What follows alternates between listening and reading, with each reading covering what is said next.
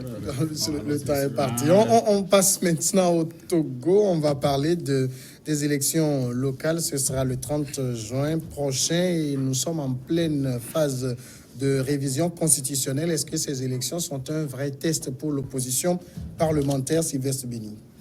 Oui, plus qu'un test, parce que vous avez vu la manière dont les choses se sont passées avant donc, les élections du 20 décembre, où l'opposition traditionnelle, celle qu'on a toujours connue, qui est souvent au devant de la scène, a boycotté, ce qui a donné beaucoup plus de boulevard à certains partis qui n'ont pas en fait une cote de popularité, donc de postuler, de devenir aujourd'hui député. Et puis vous voyez même au niveau de l'opinion, il y a un certain nombre de slogans, député nommé, député nanana et tout.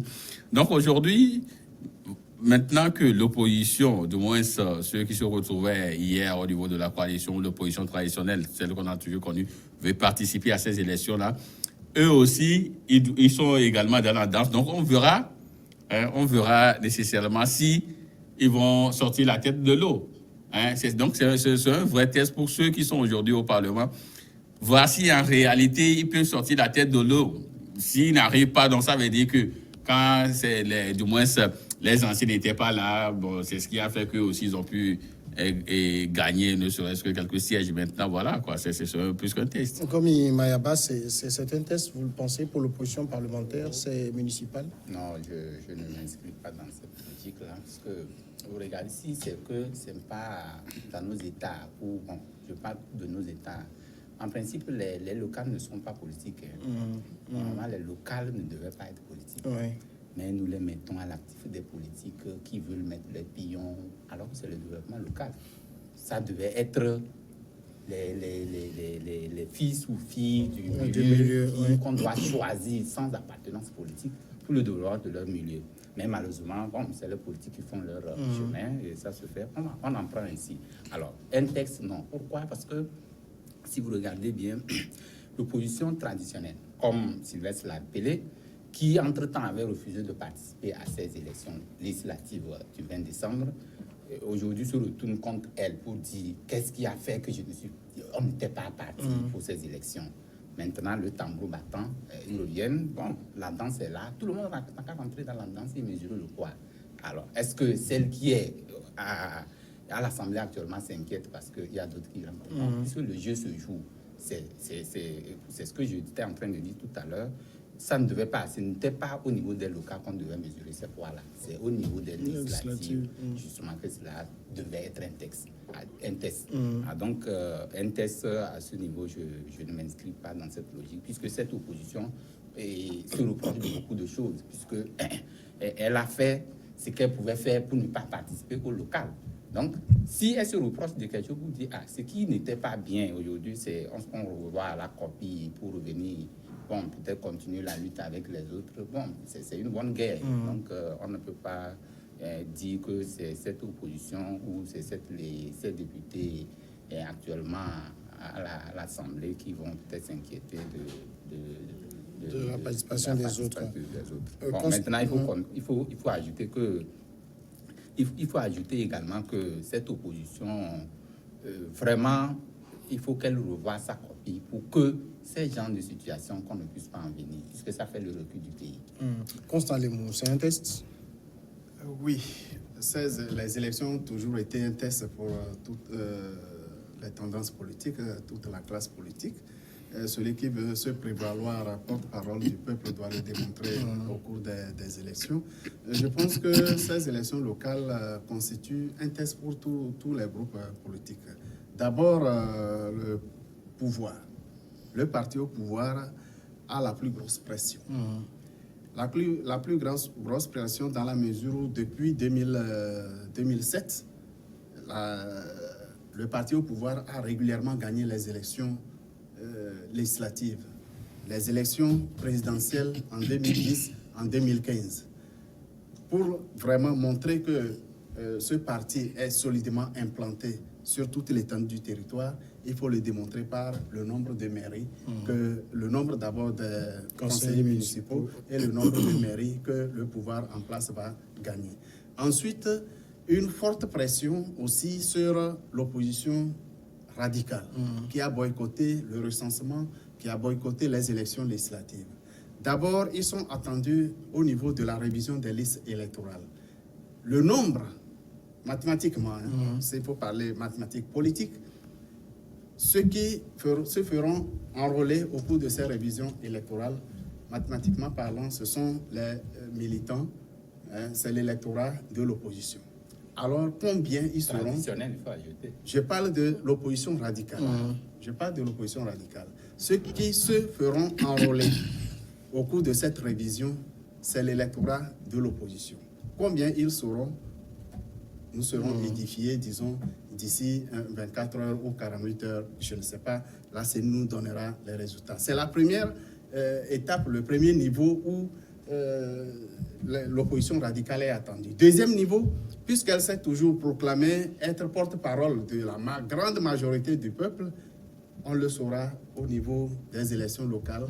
Elle doit remporter le maximum de conseils municipaux, le maximum de mairies pour montrer qu'effectivement, eh bien, c'est elle qui a le peuple derrière. Et là, on verra exactement quels sont les poids lourds ou les vrais challengers aux élections présidentielles de 2020.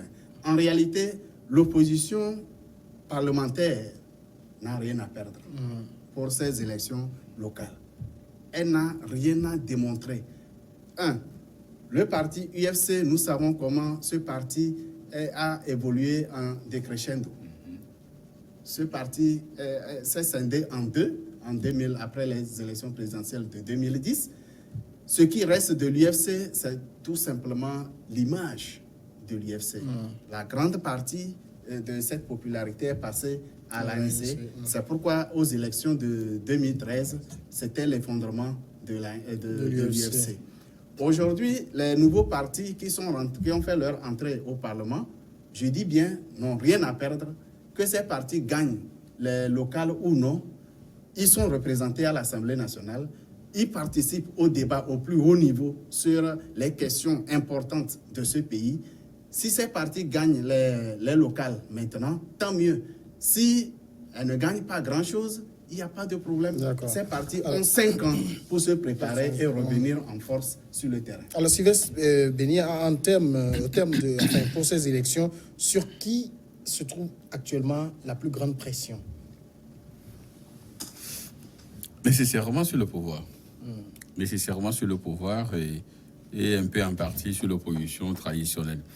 Nécessairement sur le pouvoir parce que, vous savez, quand on parle donc de la démocratie à la base, il faut comprendre que le pouvoir a aussi des leviers au niveau donc des collectivités locales sur lesquelles ils se font souvent.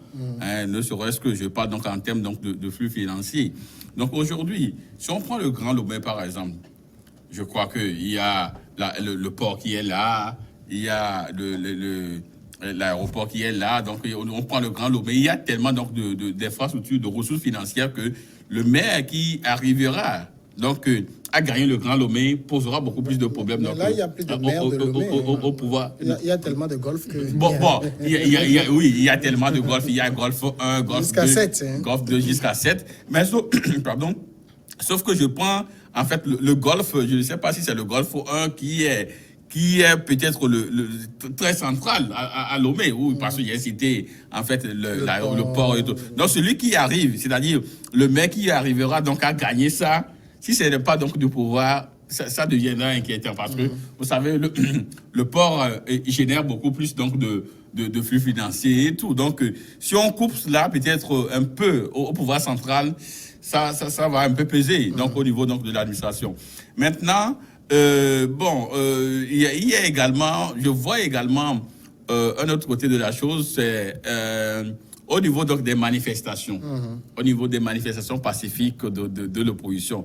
Vous savez que généralement, le pouvoir a quand même cette habitude-là de coaliser avec les maires ou les présidents de délégations spéciales pour refuser parfois les manifestations de l'opposition, souvent sur des détails, sur de l'arbitraire, si on peut le dire ainsi.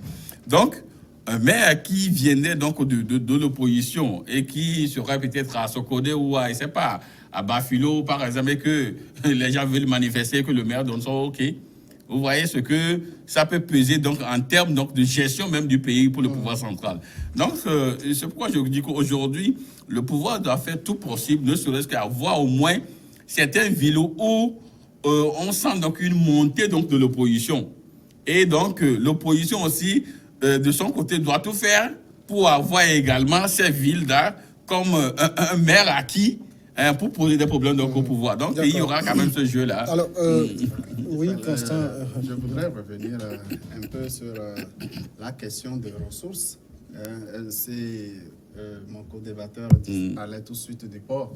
Au fait, le transfert de pouvoir et des ressources ne consiste pas à laisser les structures, les régies financières aux maires dont les territoires abritent ces infrastructures. Non. À la rigueur, ces mairies peuvent bénéficier de certaines subventions de la part de ces un structures. Pourcentage qui... Exactement, juste une Mais ils seront beaucoup plus regardants dans la gestion. Et non, ils ne participent même pas à la gestion de ces structures. Ils ne participent pas. Mais le fait que le territoire de cette mairie abrite cette structure, eh bien, cette mairie peut réclamer une subvention et même c'est inscrit sur les tests de ces structures qu'elles doivent participer au développement du milieu où elles sont implantées. C'est dans ce sens que ces mairies vont bénéficier dans une certaine mesure de choses. Concernant les manifestations, il y a toujours le droit de contrôle de tutelle des mairies. Effectivement, une organisation peut demander à manifester. Le pouvoir central peut accorder la marche, la manifestation, mais la mairie peut refuser. La mairie peut refuser. Du même coup, la mairie qui accepte une manifestation que le pouvoir de tutelle trouve anormale peut interdire.